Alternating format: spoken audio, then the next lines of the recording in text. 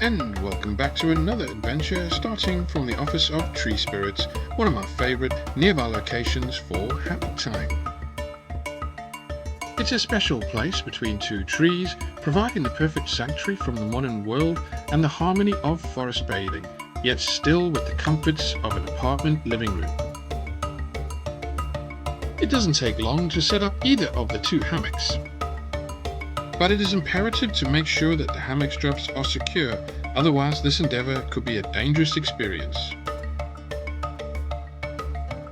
This is a classic example of the need to be safe should anyone take the hammock path. Most hammock moments are usually very relaxing for coffee or tea time in the day. What's this, I hear you ask? This is a gourd and this is yerba mate I'm putting into it. With hot water, a metal straw, nice fusion, beautiful taste, delicious. Drinking mate is traditional in South America and feels like a healthy tea with a coffee boost. The office is quite a unique space. It's where I could meet friends and offer tea should they wish. And a comfortable place to ground in the terrestrial energy and draw upon any inspiration from the tree spirits. It really is the place I come to read and research, and why the idea of an office is very fitting. But lounging under tree cover or rest after a long hike, even for just a coffee break, is like no other location on earth for me. So when the weather is nice and I can take time out, the office is where I might head for a while and quickly engage with Mother Nature in the comfort of the tree spirits. And so I most definitely recommend a hammock in your life. You wouldn't believe how easy it is to set up once you have the perfect trees. And so that's what I suggest we should all do, is maybe grow some more trees and get some more hammocks.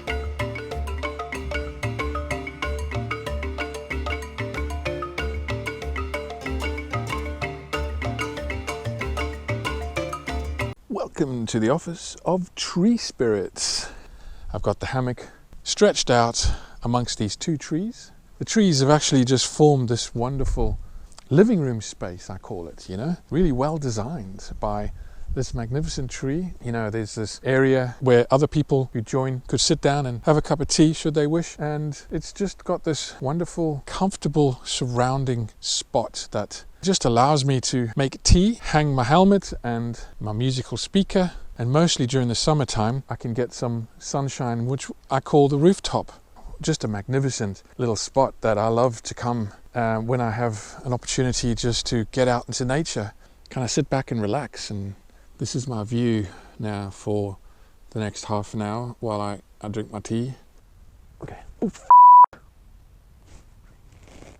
But now that you're here, I just want to introduce you, obviously, to the office, but Churches and Trees, episode 3. Welcome to this aspect of the videos that I'm doing, where I go on a journey with my motorcycle, discovering the mysteries of the churches and the symbols that is within their architecture, and see if there's an alignment. Explore this idea of ley lines and earth energies, this terrestrial earth energy, and look for clues that might suggest this idea of harnessing the earth energies, What I have noticed, obviously, and I've pointed out in the second episodes, is the fact that there is a sacred geometrical design going on with these churches. And some of these churches, they go back to the 12th and 13th century, where Gothic architecture or decorative Gothic architecture, designing buildings with such a flamboyant, decorative intention. And all around us, we have these buildings as evidence to this completely different time, this completely different perspective, maybe even a completely different idea of energy and a completely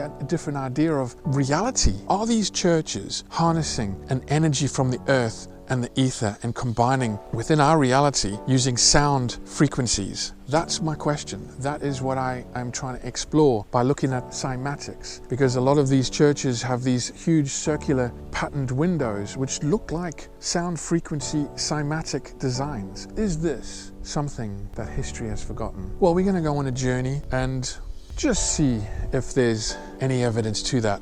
But the best thing is we're going to ride a motorcycle. But before we do that, before we head off on this journey, and we're just going to do a quick ride around the local area, and I'm going to highlight some of the specific churches that seem to go back to some very old dates that are so far removed from the time that we're in right now.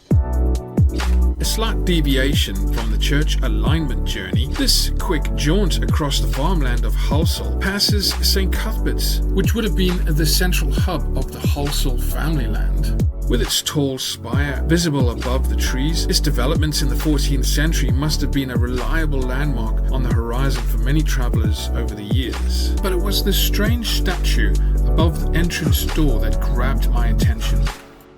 And so this is St. Cuthbert holding a head.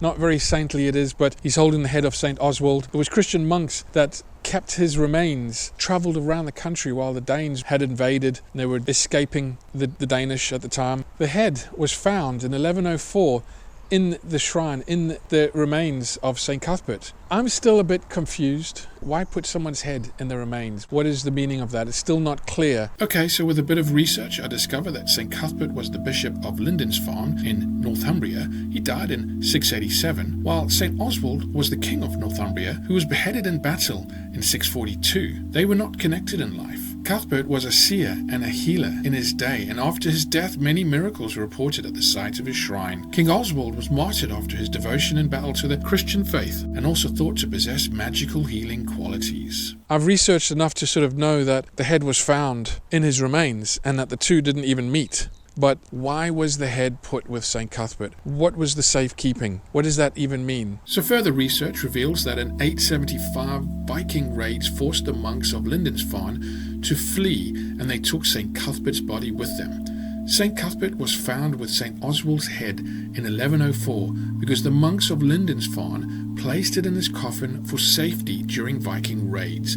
According to the tradition, the head of St. Oswald, which had been recovered from the battlefield, was placed in the coffin, and both were eventually buried at Durham Cathedral. You know, if you look at someone holding a head, even though he looks like a saint, it's got a very negative impression. So this is a classic example of reading the wrong message in the symbols. As soon as I see that, to me that is quite a negative feeling. But once I go into the research of it, it's quite an interesting story. Which tells a rich historic narrative of a bishop and a king from Saxony on British lands in the 7th century, during a time when marauding Danish Vikings invaded this land. And what I thought was the Halsall family crest above a bricked up door, it's not, as that's on the other side of the building. So if you know what this is, with the date of 1695 above what looks like a crest, do drop a comment below. And it's also not the first time to visit a St. Cuthbert's church in the area, as the very first church featured in the first episode of Churches and Trees was also St. Cuthbert's. So don't forget to follow all the episodes of this journey and pick up all the hints and clues that might reveal the great mystery to our history. Let's return back to Halsall. In this episode, we are going to look at many symbols on the churches. So after learning about this statue, one of the most common is that of the gargoyle. Originated also from the 7th century is the legend of the gargoyle, a story of Saint Romanus, a chancellor to the Merovingian king Clothar II, supposedly subdued a dragon-like creature, which is most fascinating when learning how energy lines are referred to as dragon lines in Chinese geomancy. Could it be that these pinnacles are actually remnants of an ancient technology of geomancy, implanting a different spiritual energy to the earth terrestrial energy, explaining the metaphor of slaying the dragon in a more scientific context? Because it was the book The Old Straight Track by Alfred Watkins in 1925 who suggested that certain prehistoric earthworks and churches seem to fall on visible alignments. And he goes on to say that ancient churches in Britain were in most cases built upon those points of antiquity, which is ancient sites, and shown to be mark points on alignments. And in the book he cites a letter from 601 AD, Pope Gregory to Augustine, that pagan temples ought not to be destroyed but purified and converted to churches. And so if the alignments were already there, as were the temples and churches just built on them, it makes a good argument that this knowledge is much more ancient. And it's the new view over Atlantis that suggests the British lay system to be that of the dragon lines of ancient Chinese tradition. And a great quote from the book to emphasize this: it was recognized that certain powerful current lines of magnetism run invisible over the surface of the earth. The task of the geomancer was to detect these currents and interpret their influence on the land over which they passed. and The Spine of Albion by Gary Biltcliffe and Caroline Hoare cover in great detail one of the main dragon lines through Britain. And here the book explains what a geomancer is. The Chinese geomancers were trained in the art of astrology and the divination of the land, and were skilled in finding the most auspicious place to build shrines and temples for the emperors. They understood the life-giving qualities of the earth serpents or dragons in certain places, shaped their landscape, their energy, inducing spiritual harmony and aiding fertility with the land. So are these pinnacles just a fashionable design simply for decoration, or do they play a part in the geomancy design of these Gothic churches like acupuncture needles into the earth-terrestrial energy? And with so many relics and artifacts on these grounds worthy of more attention and time to research, the overall theme still remains. This architectural design that just doesn't fit into the world we live in today. What a fantastic window. Look at that. It's taken a lot to design. Looks like there's a boat and a gargoyle. It's amazing, really. When you look at this.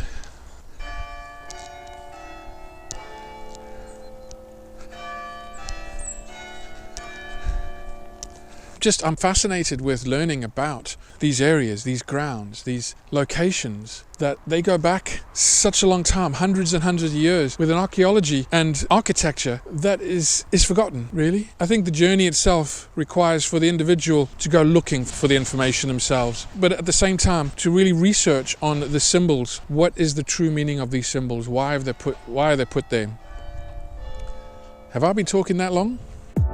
The St. Cuthbert Church has been at the centre of Halsall community life for hundreds of years. The oldest parts of the church date from the 14th century, but the parish church dates from 1250 AD and historically consisted of 7 other villages, all connected by the roads that converge at this junction with Tudor House and Monument. And being a regular on these country roads, I often stop to admire one of the finest churches in the area. And on this day I decided to stop and find out one of the oldest traditions in this farming community. It's Scarecrow Festival. You get them all over the world, you know. Yeah, well, a lot of villages put them out coming up to harvest, and we've had one for now about 10 years.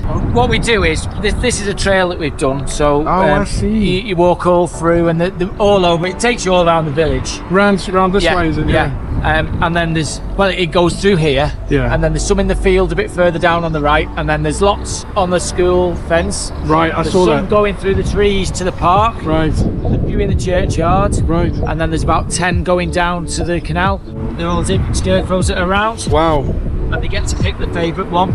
The festival not only showcases the village's sense of fun and community spirit, but also highlights the importance of rural traditions, drawing attention to the agricultural roots of the area. I was riding home, girl standing on the side of the road, just standing there. Little did I know who this was, but comment below if you know. Leaving St. Cuthbert's Church and the village of Halsall, the journey takes me east over the Leeds to Liverpool Canal through rich agricultural land over 1,000 years old.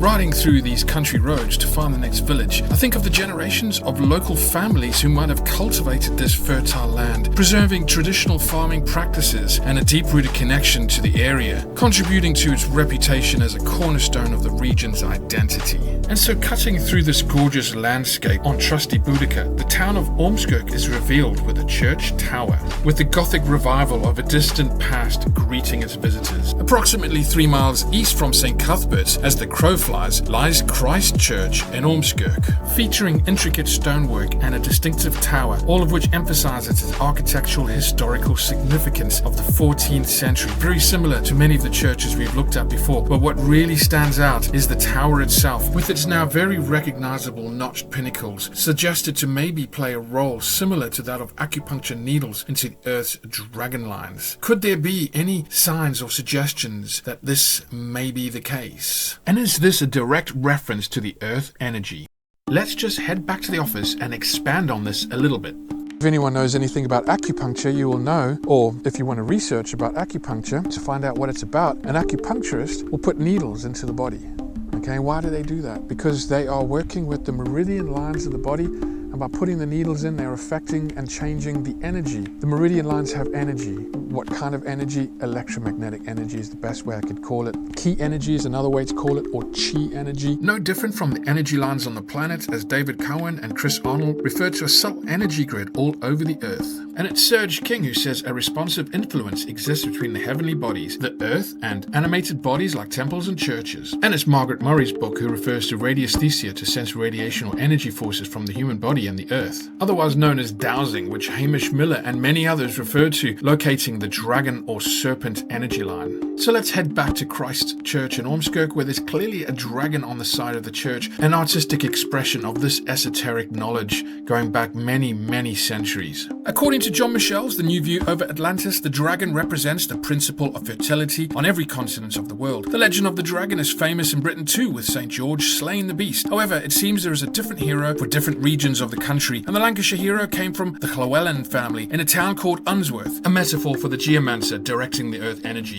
which can explain the ancient famous stone monuments that seem supplanted into specific nodes of crisscrossing male and female energy lines, no different from an acupuncturist needle adjusting energy along the meridian lines of a living body. Churches and temples seem to be also playing a part in this forgotten science, with constant semiotic reference and geomancy positioning. On all the church grounds, there's always some kind of ancient temple that was there before, some kind of spiritual, religious temple, a pagan, druid temple. It'll be interesting to see what was here before. On this occasion, it seems Christ Church of Orton Village was only built from 1877, but the style of 13th century decorative architecture is impressive, with the same abstract symbolic gestures we see in all the churches.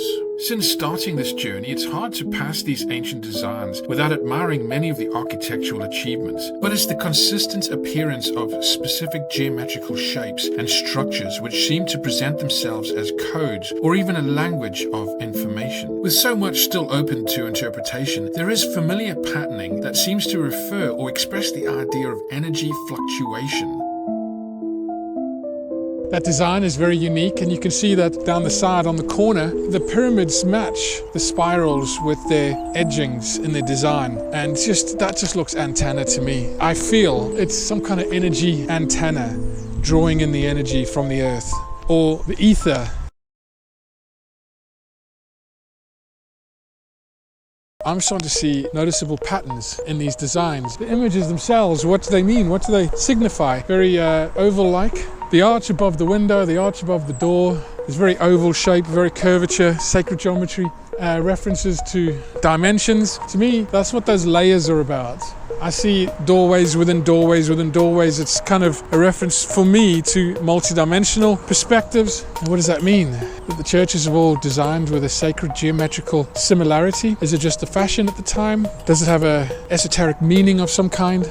Is it just a symbol of energy, God's energy? It's, you know, a lot of our history is very much an unknown at the moment, for me anyway. But I just love walking around these churches. I mean, look at the scene here. It's actually nice and peaceful here, and it's very open. But look at the design and this light, this lamppost here, hey? Isn't that cool? Looks like a fortress. You know, to some people, this would be quite fascinating. To the people that live around here, like myself, I never really noticed it until I went away for 10 years. And then when I came back, I was like, wow, look at the architecture here. Look at the stones, look at the history, look at the variety of these ancient reminders, all having great influence towards the shape and design of a town or village. And just down the road, St. Anne's Church is built in the 19th century for the Benedictine monks and reported to stand on elevated ground, possibly marking an ancient sacred site. Its Gothic design also follows precise architectural principles, hinting at an awareness of geomantic alignment, with two other churches in this town to be revealed soon.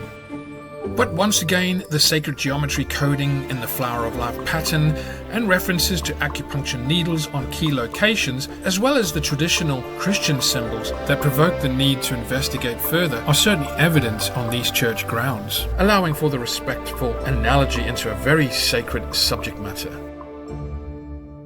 And so welcome to the next church in our brief excursion, St. Anne's Roman Catholic Church of Ormskirk in West Lancashire. This is St. Anne's Church. Kind of looks like, it reminds me like an old castle. But look at that door. Look at that door. It's amazing. and it's a very peaceful place. I love this. And when I come to churches, I look at the trees as well, so I can see the spirit of the tree. Can you see the spirit of the tree? Here is a kind of mouth and nose, eyes, and there's a kind of texture of a face here, and to me that's kind of like the spirit of the tree. My own imagination, it's my own connection to the tree itself. I look for the spirits of the trees as well as the architecture of these ancient churches. I always feel like churches are like a sacred ground. They're always on an energy of some kind, and that many of the churches and aristocratic buildings have been built on energy lines, these energy vortexes, ley lines, connecting lines. These designs, and that design especially, see the little nodes that are coming out? Kind of antenna of some kind, harnessing energy. It's suggesting that there's a transfer of energy going on with the ether and the earth. And that is part of the mystery that I really want to explore, as well as discovering some of the symbols on church grounds that speak to us on different levels, maybe subliminal or clear and concise on the surface level. The IHS symbol is a Christian monogram that comes from the first three letters of Jesus' name in Greek. It has been used in Christian art and architecture since the 3rd century. However, the name itself goes back much further than the Greeks, according to Marcel Abrams, writing about the Great Migrations to Britain. However, the symbol itself mustn't be confused with the order of the Jesuits who adopted this symbol in the 17th century. That's actually a very ancient cross, and with the circle there, for me it's a reference to the zodiac. You know, there's a lot of interpretations with that, but there's a very Celtic kind of design within that cross itself. As we see very familiar patterning of Celtic design, but according to the Dictionary of Symbols by Chevalier and Guilbrand, the symbol of the cross goes back to 1500 BC and used by many different civilizations.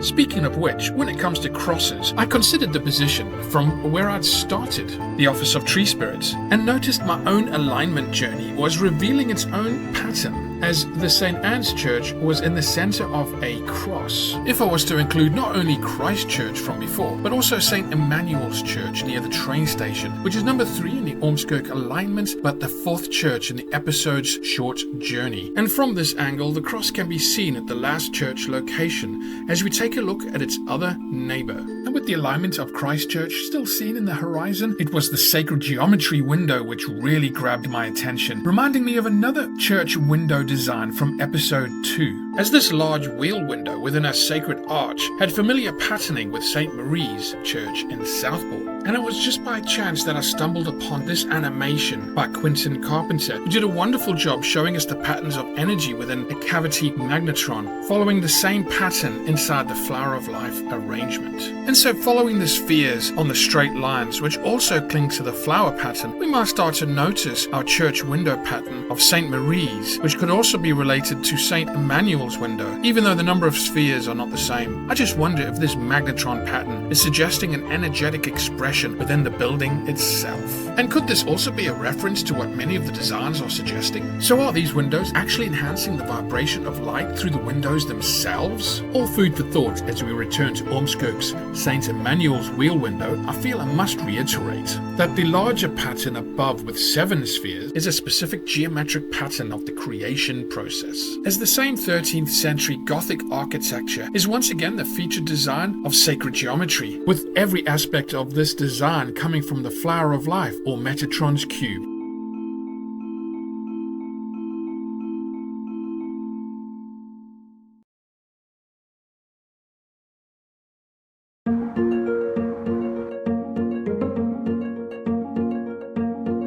And so here I am in Ormskirk, with a lovely church in the background. Emanuel's Church has a rich history dating back to the early 19th century, constructed in 1878 and showcasing Gothic architecture, just like these lancet windows, which seem to have a sacred geometry design, and a tower with similar motifs, and reminiscence of a 13th and 14th century, now a Grade 2 listed building, and positioned next to the slightly older and quite historic train station. This is the train station and bridge, with trains heading north to Preston and south to Liverpool, and a one-way road system typical of the old towns and villages in the land that pre-existed our current transportation. And so from St. Emmanuel's Church near the station, I have to follow the one-way road system around this 1,000-year-old town, which has Scandinavian roots with a name like Orms and Kirk. Translated from the Old Norse language actually means serpents or dragon's church. And so welcome to the parish church of St. Peter and Paul, with a tower that goes back to 1550 and the oldest part of this church going back to 1170. It's one of the only 3 churches in England to have both a tower and a spire, and the only one to have them both at the same end of the church. The 15th century steeple had its spire rebuilt in the 18th and 19th century, with interior renovations going back as far as the 16th century. It should be noted that the renovations to the spire on the octagon-based steeple was from lightning damage, which adds to the idea of a conducting antenna. And the tower is constructed of coursed squared sandstone, and doors and windows straight out of the Middle Ages, just like the other churches. But this perpendicular Gothic style structure has some unique motifs like this griffin or dragon gargoyle, and these large decorative windows unique to 14th century English architecture, with motifs and sacred geometry, all pointing to this idea of a forgotten language of symbols and codes hidden in the architecture. And while I seem tracked by a trio of pigeons, I consider the ancientness of this dragon energy.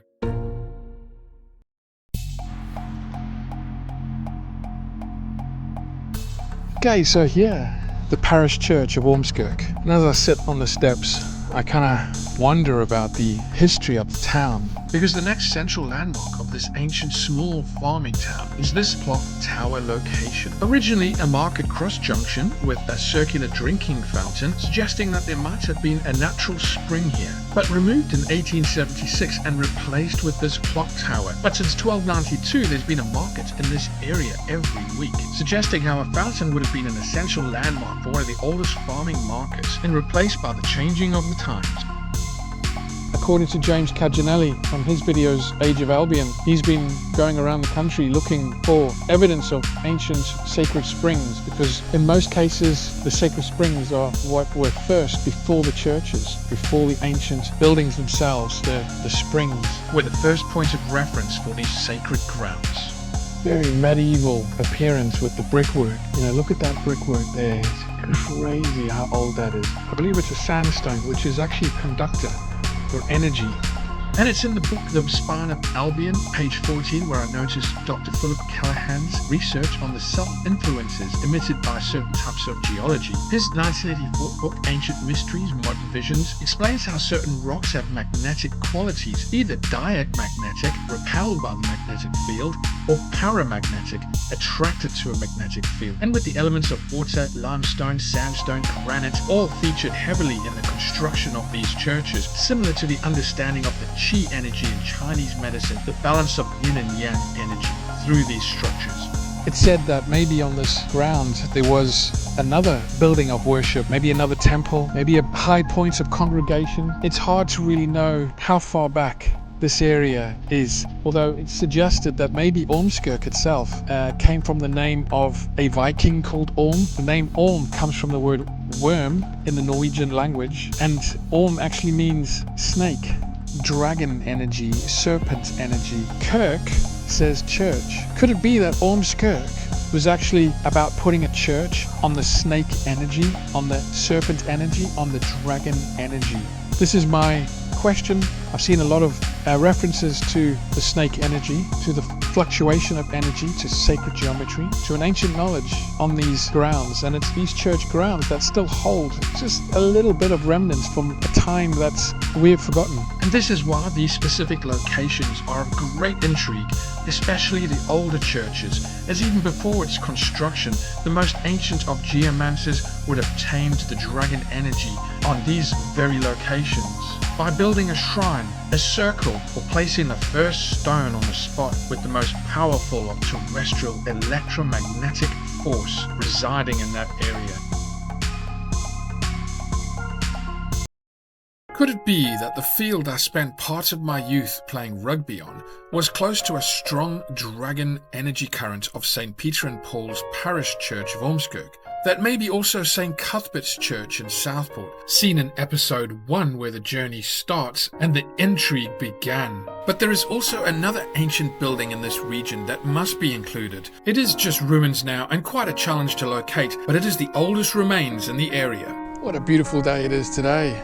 and this beautiful garden. But here, this building is the old Burscough Priory. Burscough is a town in Lancashire next to Ormskirk. This priory is from 1124. This is, I believe, an abbey. Founded by the Lord of Latham for the Augustine Black Canon monks, who in 1189 he also granted Ormskirk's parish church this abbey. But in 1536 the dissolution of the monasteries by Henry VIII meant that 4 of the large bells were moved to this location, the parish church, where the tower was actually built to house them. But I'm fascinated with this area that I'm living in. And I know we haven't gone on to the Arthurian trail looking for King Arthur's lake and evidence of King Arthur as yet, and we haven't had a chance to meet James and Keith. Unfortunately, I've run out of time in this episode, but we will in the next episode. And so it's time to depart from Ormskirk, Church of the Dragon, with a sense of achievement and finding the dragon itself, the metaphor for the terrestrial electromagnetic energy that flows through the earth and has been known to our ancestors for many, many years.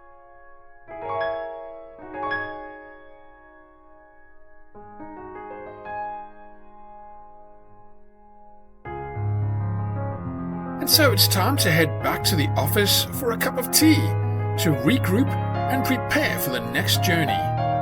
Passing through country farmland, along the back roads of what I feel is now such a sacred land. Look out for the next episode on the quest for the Arthurian legend, in what to me will always be ancient Albion.